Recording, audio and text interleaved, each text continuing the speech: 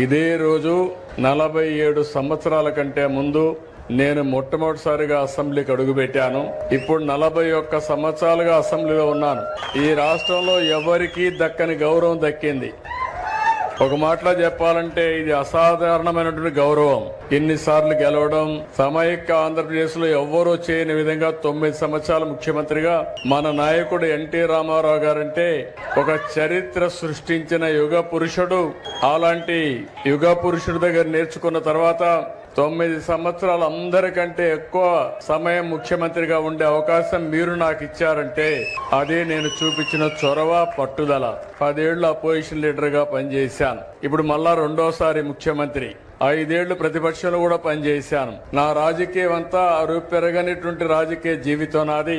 నా ఆలోచన అంతా ఒకటే, నా చివరి రక్తపు బొట్టున్నంత వరకు ఈ పేదవాళ్లకు, రాష్ట్రానికి, తెలుగు జాతికి న్యాయం చేయాలని ఏకైక సంకల్పం.